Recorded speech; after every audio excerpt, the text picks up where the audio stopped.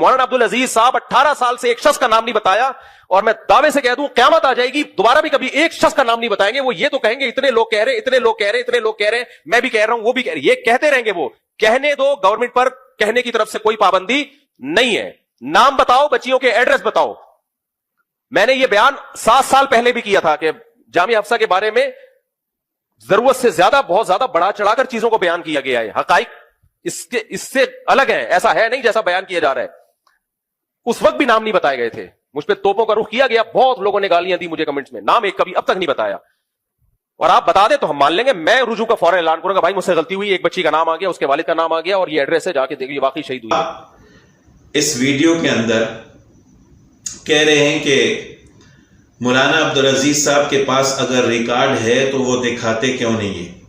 یعنی جو بچیاں وہاں پر اگر شہید ہوئی ہیں تو ان کا ریکارڈ کہاں ہے؟ او بھائی اللہ کے بندے, آپ کو پتہ ہے کہ وہاں پر کرفیو لگا دیا گیا تھا, کرفیو لگا کر وہاں پر آپریشن کیا گیا.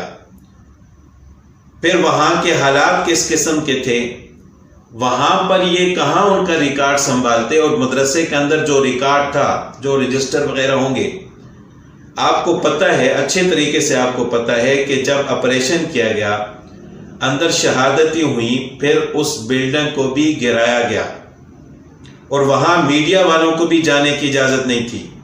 وہاں پر کوئی تصویر نہیں بنا سکتا تھا میڈیا والا, کوئی ویڈیو نہیں بنا سکتا تھا, وہاں جا کر کوئی خبر عوام کو نہیں دے سکتا تھا کہ اس وقت اندر کیا ہو رہا ہے اور کیا صورتحال ہے. اس وقت تک اندر میڈیا کو نہیں جانے دیا گیا جب تک مدرسے کا ملبہ اٹھا نہیں دیا گیا. جب مدرسے کی عمارت بھی گرا دی گئی, ملبہ اٹھا دیا گیا, ملبہ پھینک دیا گیا, پھر وہاں پر کانٹے دار تاریں لگا کر اب میڈیا کو کہا کہ اب لوگوں کو دکھاؤ کہ یہ وہ جگہ تھی جہاں پر جامعہ حفصہ تھا. وہاں پر وہ ریکارڈ کو کیسے سنبھالتے؟ ظاہر ہے جہاں عمارت گرائی گئی وہاں قرآن پاک کے نسخے جلائے گئے, ان پر بھی گولیاں چلائی گئیں. انہوں نے قرآن پاک کے نسخے حدیث کی کتابوں کو الگ کر کے نہیں رکھا کہ ان کی بے ادبی نہ ہو جائے. تو وہاں رجسٹر کون سنبھالتا, ان کا ریکارڈ کون سنبھالتا؟